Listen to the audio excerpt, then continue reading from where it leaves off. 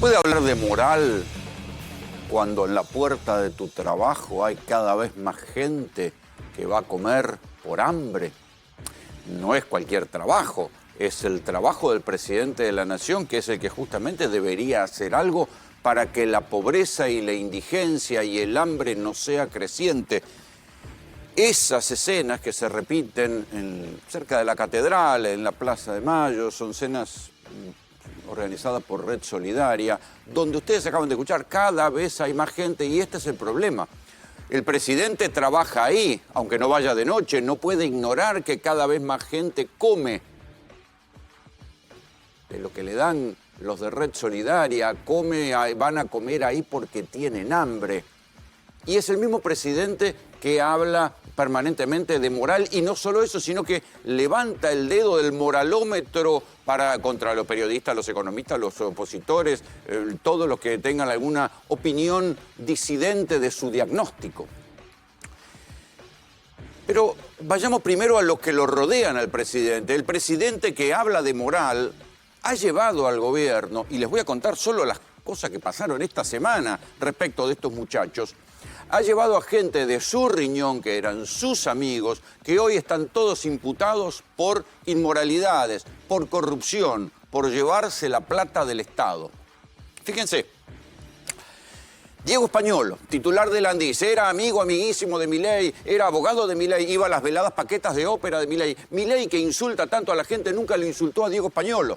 Bien, se acaba de conocer un informe oficial hecho por el Ministerio de Salud que dice que los sobreprecios en ortopedias, dice, claro, cuando vos ves el detalle de que eran las cosas de ortopedia en las que había sobreprecios, son cosas tales como sillas de ruedas, muletas, y entonces los sobreprecios eran sobre algo tan indigno y le robaban a los presupuestos públicos y que cargaban sobreprecios que después, hay que recordarlo, se investiga que se volvían coimas en dinero negro, robaban a la plata a los presupuestos de los discapacitados. En nombre de la moral, por supuesto. Ya lo sabemos, ya lo descontamos. Es el presidente que habla en nombre de la moral, su amigo, al que nunca insultó, hacía estas cosas. El informe oficial del Ministerio de Salud dice que se cobraron sobreprecios promedio del 800%. Informe oficial del Ministerio de Salud. Porque hay un segundo coletazo. Acuérdense, el primer coletazo es todo lo que tuvo que ver con los sobreprecios en medicamentos. Ahora, para cubrirse, el Ministerio de Salud, donde quedó la Andis, hizo un informe sobre los sobreprecios en todo lo que tenía que ver con las ortopedias, que es como el segundo anillo de la investigación de lo que robaban en la Andis, y ahí descubrieron sobreprecios promedio del 800 pesos. Hay un caso, por ejemplo, de alguien que necesitaba algo de una ortopedia, llamado Alexis Reynoso. El sobreprecio fue de 4.239%. Todo esto en nombre de la moral. Se calcula que se llevaron en sobreprecios de cosas ortopédicas, insisto, para no hablar con eufemismos, silla de rueda, muleta, prótesis, curraban con eso. También las ortopedias, porque también las ortopedias les debería dar por lo menos vergüenza robar de los presupuestos de los discapacitados vendiendo con semejante cantidad de sobreprecios para que hubiera funcionarios que se llevaran su coima y ellos cobraran más, porque acá no hay inocentes. La coima no se paga para conseguir solamente la licitación, se paga para conseguir la licitación y ganar más plata. 13 millones de dólares en sobreprecios de ortopedia, informe oficial. ¿Sí? En nombre de la moral, Diego Españolo, amigo del presidente, a quien el presidente ni siquiera denunció.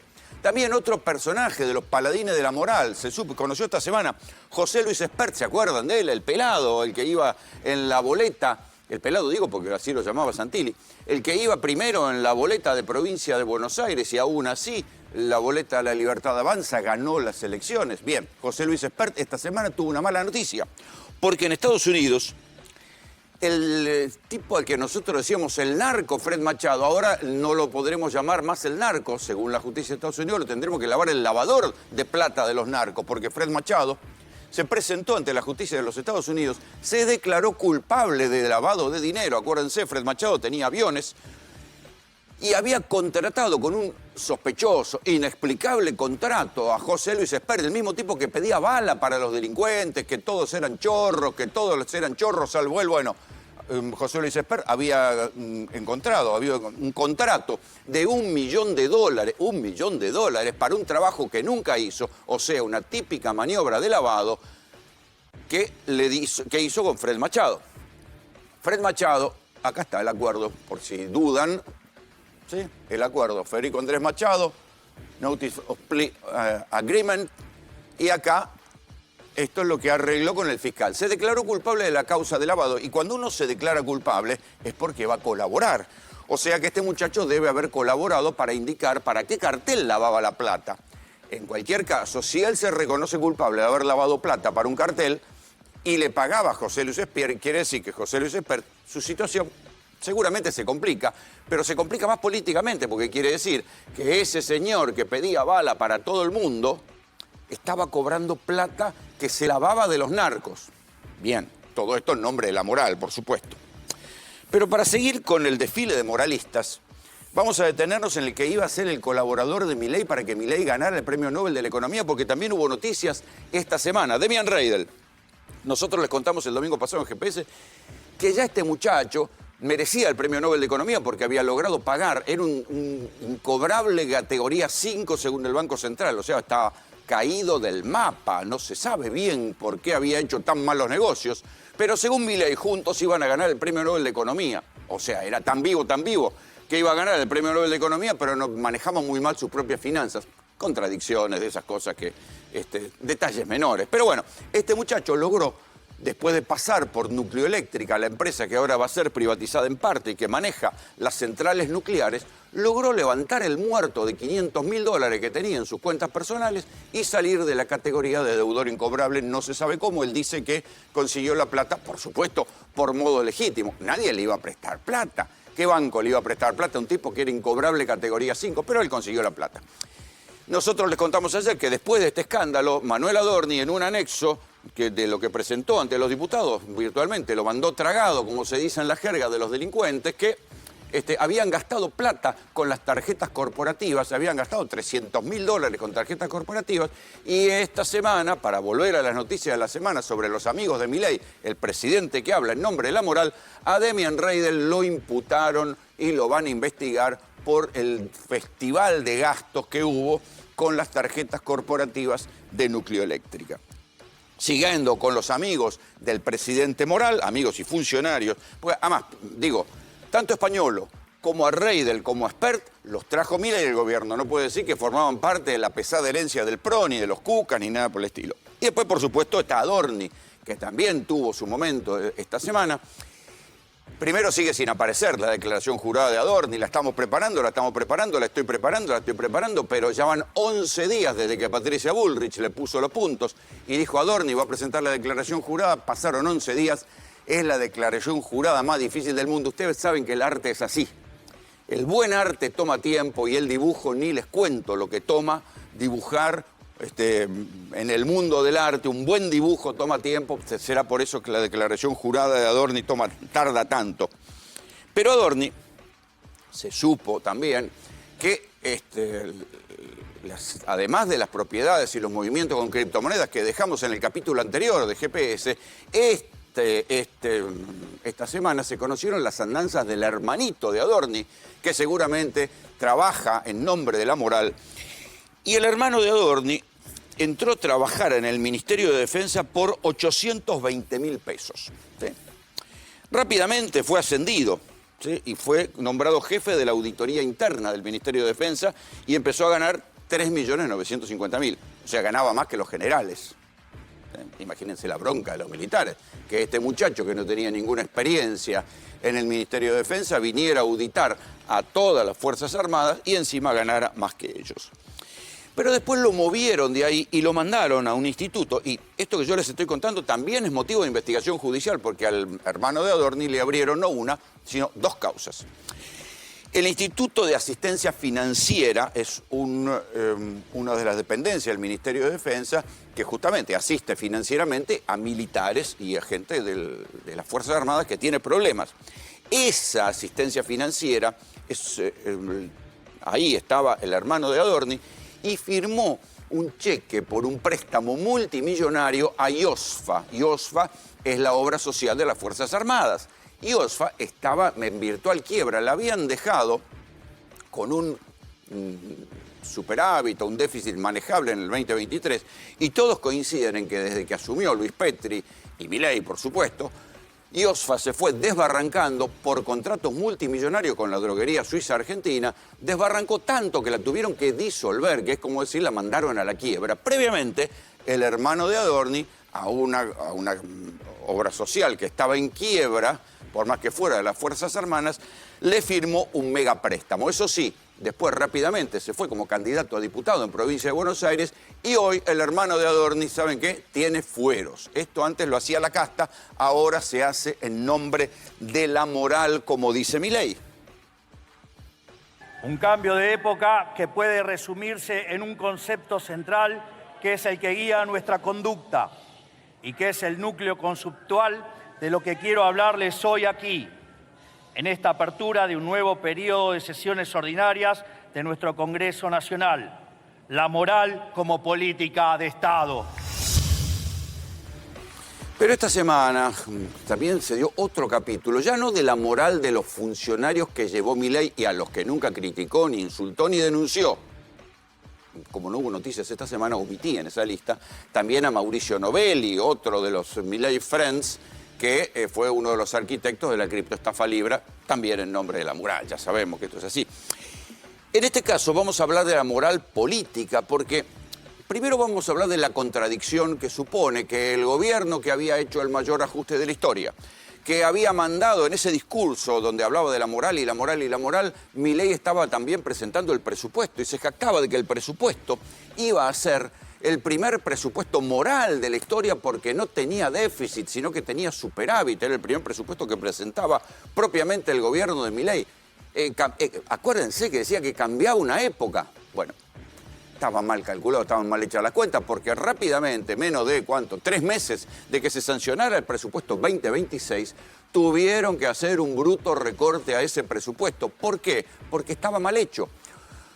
Porque calcularon una cantidad de gastos sumamente recortados, pero se olvidaron de que el presupuesto no solo se nutre de lo que recortas, sino que también de lo que ganás. Pero como en la biblioteca Milei, todo es que si vos tenés superávit fiscal, recortás y además le bajás los impuestos a los ricos, esto automáticamente trae una mejora en la actividad. Bueno, no pasó. Le bajaron los impuestos a los ricos, le bajaron las retenciones, le bajaron los impuestos a las mineras, a las petroleras. Cobraron, eso sí, a los trabajadores nunca le bajaron los impuestos, se lo volvieron a poner ni bien asumió el gobierno de Milei. Se jactaban del superávit fiscal, pero la recaudación se siguió cayendo, ahora cayó un poco menos, pero sigue cayendo, y esto obligó, como habían sacado mal las cuentas, a que hicieran otro bruto ajuste. ¿Quién es uno de los que firmó el ajuste?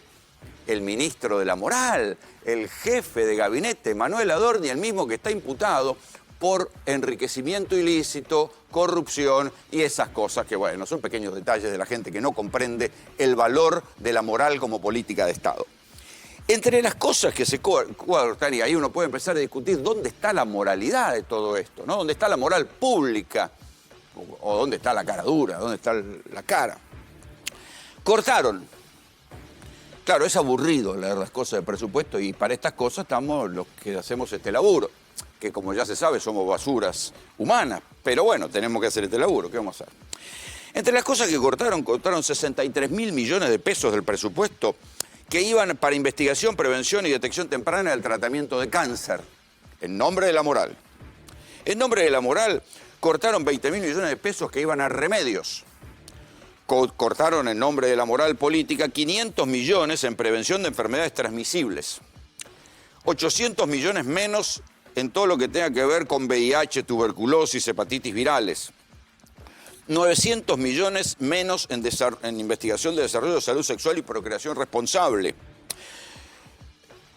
30.000 millones menos se cortaron en nombre de la moral para hacer el plan de alfabetización que el propio gobierno había anunciado. O sea, esto no es solamente una cuestión de política. Están cortando cosas que son realmente para los más necesitados, o en todo caso yo no entiendo cuál es el concepto de moral pública, de comprometer en el presupuesto una cantidad de partidas y después terminar cortándolas sin ningún tipo de criterio, por lo menos ningún tipo de criterio de empatía. Pero claro, es el mismo gobierno que antes había ido contra los discapacitados, contra los jubilados y contra las universidades y después lo votaron. Uno dice, bueno, ¿por qué no lo harían? Es verdad. Entre las cosas que se siguieron cortando también están, por supuesto, fondos para la docencia, pero algunos también, o sea, uno puede decir, bueno, ¿dónde está la moralidad de cortar plata de los fondos destinados a la lucha contra el narcotráfico? ¿Con qué criterio? ¿Con qué criterio? Trato de pensar incluso con las prioridades ideológicas del propio gobierno, por lo menos en lo que el gobierno había anunciado. El gobierno, ¿qué es lo que dice siempre? O lo dice el propio presidente Milei, porque los demás funcionarios no hablan mucho ahora, después del escándalo de Orni, muchos no hablan. Dicen, y bueno, ¿de dónde querés que saque la plata? Escúchenlo a Milei. Digamos, ¿qué es lo que hace una persona? Como todos, digamos, tratamos de comprar barato y vender caro. Es decir, obviamente que al momento de discutir mi sueldo, digamos, o sea, voy a querer que sea lo más alto posible. Entonces, ¿qué hacen las mierdas de los periodistas del 95%? El salario de este debería ser más grande. El problema es cómo carajo lo pago. El cómo carajo lo pago es lo que se discute, en verdad. Cuando se discute el presupuesto, lo que se discute es la atribución de recursos. El truco que le ha dado bastante resultado al gobierno es no se puede hacer otra cosa. No se puede hacer otra cosa que recortar, como si fuera un fenómeno meteorológico el recorte que no se pudiera discutir, como si fuera la lluvia, el calor. No se puede discutir porque esto es así. Y la verdad que esto es un truco retórico. Porque decir, bueno, ¿de dónde saco la plata? Y ahí es donde viene la discusión. O sea, ellos recortan y generan daño en nombre de la moral. Y algunos dicen, che, pero para un momentito, ¿dónde está la moral? ¿O en nombre de qué moral le cortaste los impuestos a los autos importados, a los objetos suntuarios? ¿Le bajaste el impuesto a los bienes personales en la misma proporción de lo que podrías haber dado, estar cumpliendo la ley de financiamiento universitario? ¿En nombre de qué moral incumplís la ley? Como la ley de financiamiento universitario, ¿en nombre de qué moral le cortás la plata a los discapacitados, pero no le cortás la plata a los ricos y a los impuestos a los ricos?